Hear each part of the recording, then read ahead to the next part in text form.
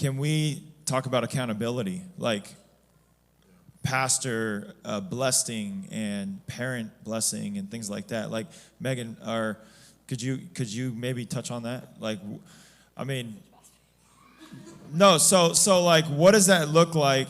You know, trying to be accountable, because we can feel like it's, you know, the chemistry's there, but the calling's there, and it feels great, but your head, your pastor may see different. We sometimes, you know, the flesh can override the Holy Ghost sometimes, the Spirit, right? I mean, so we feel all good, and we may be we've talked about it even here at Hyphen. You know, you can be making out and still and going and serving in ministry. I'm just being honest, like fooling around, legit fooling around and doing wrong, and then going and acting like you're serving at the church. Yeah. And everyone thinks that it's fine. And so how do we navigate that through under accountability with your pastor or parents and stuff like that? Okay, so first with your parents, I know like everyone's background is differently, but you marry someone else's parents. So it's not just like you marry the person and then like they just come along with your family. No, like you are merging families. So your parents, it's really important to have parental approval.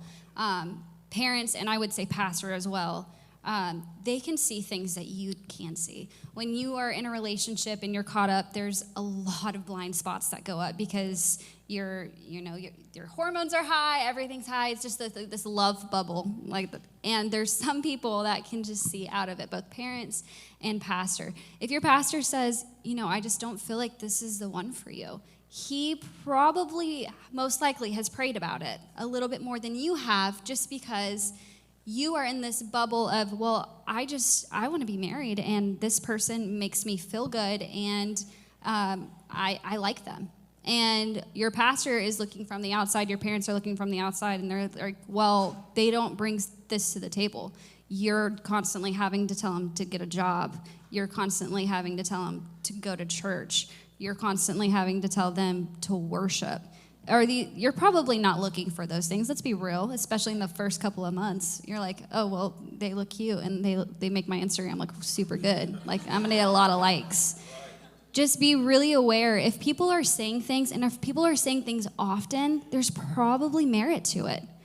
And your pastor is not going to tell you no just for fun. It's a hard conversation to have. He's not going to just do it because he doesn't like you, or he wants to get on to you, or he wants you to be single for the rest of your life. He doesn't want that. He ultimately wants you to be the best you can in Christ, and he wants your perfect partner to complement that. And then just be really aware when you're dating that you like his parents too, because that's also important. I'm a worship pastor at our church, and what that means, I know like we've made that a really cool thing, in our culture now. It's like a job now, like people get paid to do that, and a lot of times people don't. I can just tell you what I do. I serve on the pastoral staff at our church, where we have meetings, and my job is to try to help pastor the church, with people that I build relationships with as I'm submitted to the pastor. There's this guy, he goes to our church, and he started coming to one of our life groups, and he came to our worship life group, and super like boisterous dude, like really good looking guys, in shape, like just a legit dude, and but he had a lot of areas in his life that he needed God to really work out. And I felt like the Lord had commissioned me as a pastor to help him along that journey. And that was about 3 years ago. And I did Bible studies with him.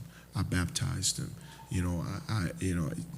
I would get on his case, about things. He would check in with me about things, and then he would get in a relationship with somebody, and then I'm like, hey, bro, what does that look like? Like, trying to help him understand all these things that you say to me as your leader, as your pastor,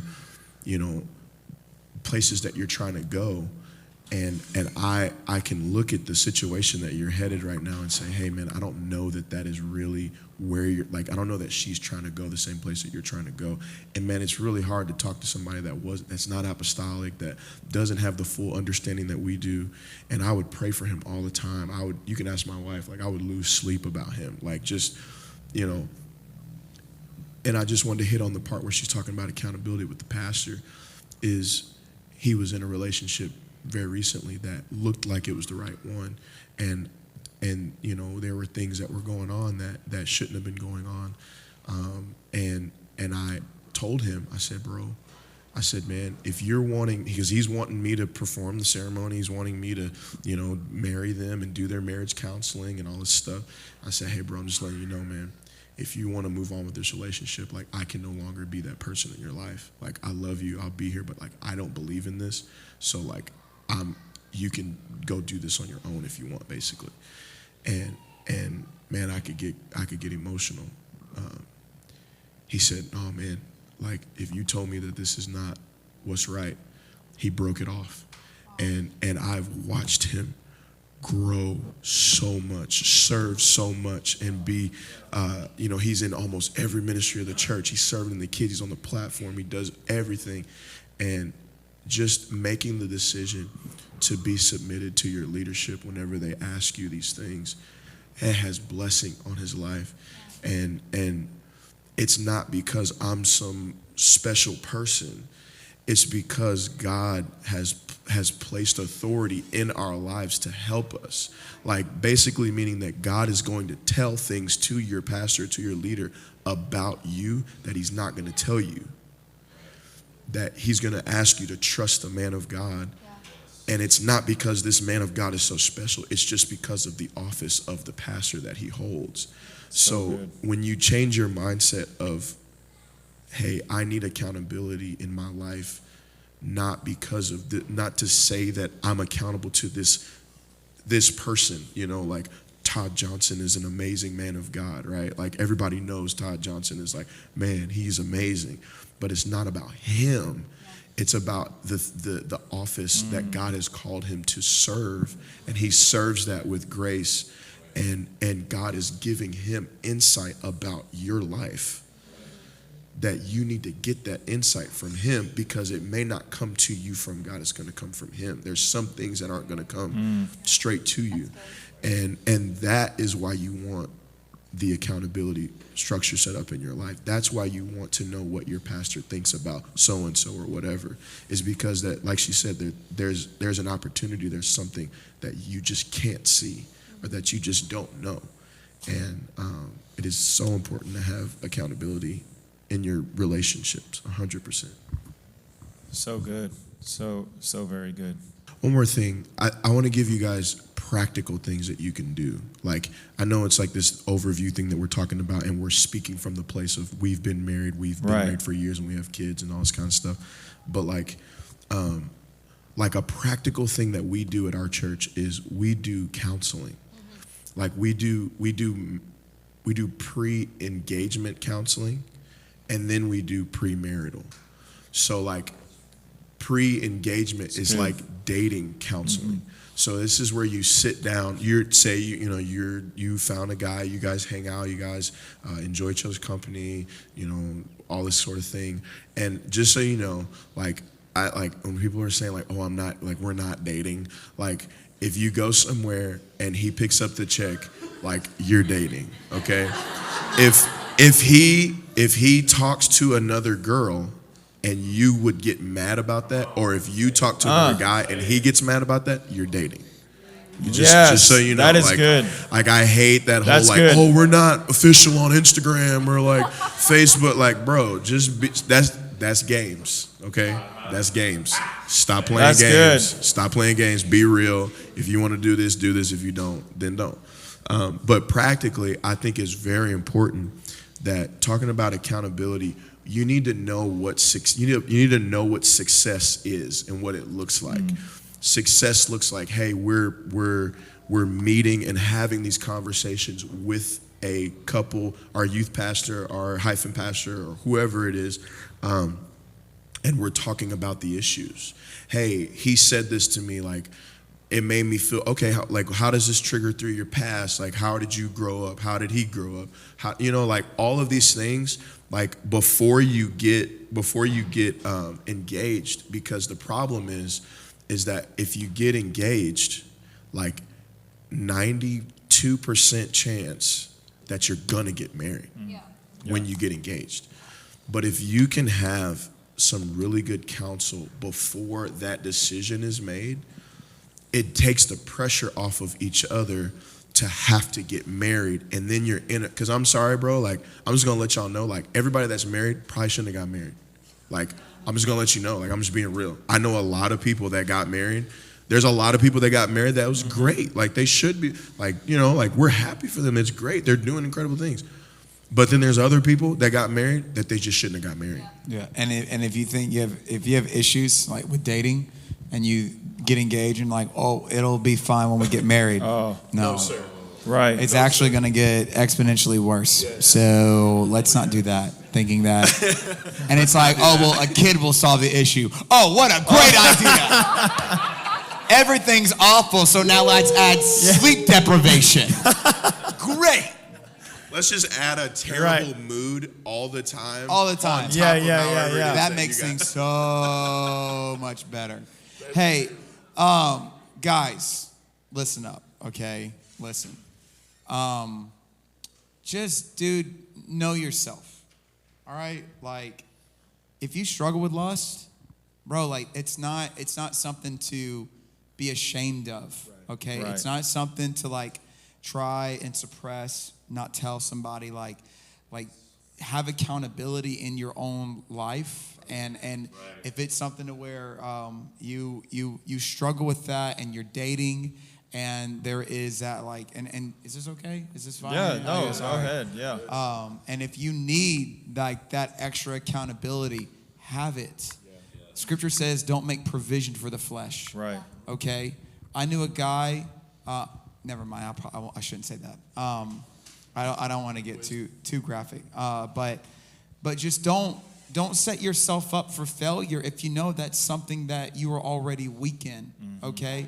Like, just because you're weak in it does not mean, well, this is who I am. No, like, you're called to set up parameters. You're called to set the things in motion that offset these innate, Paul would call them thorns that are in your flesh, right? And let's just be honest, okay? It's easy to emotionally manipulate, okay? Because that's what women are driven by, and you can promise them the world, and they will exchange their world for what it is that you want. But dude, you're not. It's because like what Draylin said so great.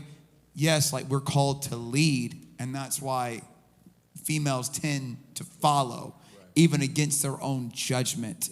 And so don't if you have to manipulate to get what you want, bro, you're not doing it the right way. And don't be ashamed of needing extra accountability. If you need somebody to go with you on dates, maybe just sit outside the restaurant or just be there to keep tabs, somebody to text you every 30 minutes. Hey, like if I don't hear back from you within 5 minutes, then you know I'm showing up. Like put on your GPS, share your location. I'm just like I'm being real, dude. Like it's out there, but you know, I could So just know where your weaknesses are. Know and don't be ashamed of it, and don't lean into it to just get what you want now and set yourself up for a destructive path later. Okay. So. And don't have an accountability partner that also has the same struggle as you. Yes. Bro, oh my God. You talk about, I could tell you some stories from the youth group that. No, next. I won't.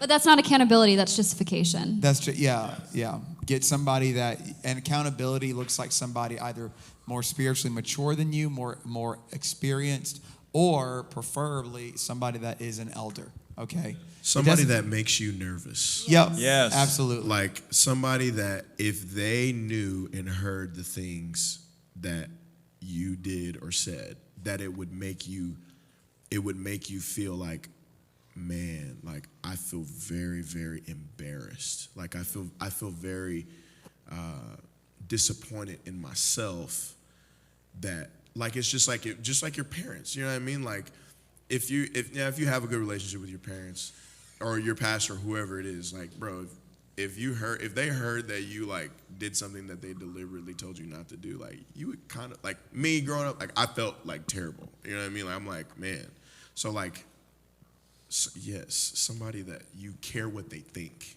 not somebody that's on the same level as you that you like, all right, well, you're doing the same thing anyway, so like that's not accountability. Hey, bet life happens. Yeah. All right, yeah, just don't do it again. All right? Yeah, man, yeah. just like, just like let me know next time. Yeah. All right. Like, you're the worst. Thank you for nothing. Thank you. We'll move on to the next question, but I do like what Pastor Taylor said. There are creative ways. Like, don't think when you have a chaperone, maybe y'all want to, I don't know, have a little alone time, but maybe sit outside of the restaurant, right? Not be like, okay, we're going to drop you off. We're in another car. I'm going to drop you off at the park over here, and then I'll pick you up in No, like, if you struggle with, know your struggles. That's real. Like, if you struggle with being alone with that person, and you know, things are going well, and you're feeling that type of way, like, okay, your chaperone can sit outside, but don't be getting dropped off anywhere. You know what I'm saying? So, like, there are creative ways, but don't get too creative. Don't let your imagination just... build that structure. There is that boundary. I'm telling you, seriously, I like that.